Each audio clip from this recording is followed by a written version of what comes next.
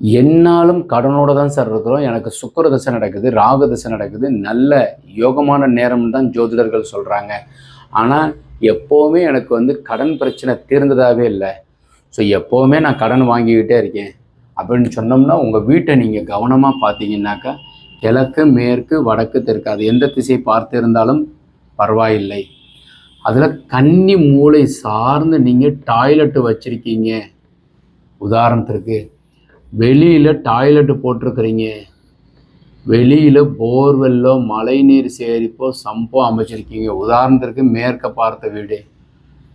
So இது எல்லாம் இருந்துச்சுன்னா நல்ல நேரமாக உங்களுக்கு சுக்கிர தசை நடந்தாலும் ராகு தசை, ராகு போர் கொடுப்பார் இல்லை அப்படின்னு சொல்லுவாங்க.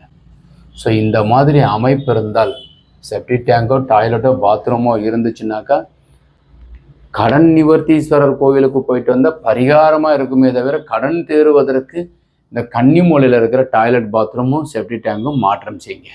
வணக்கம்.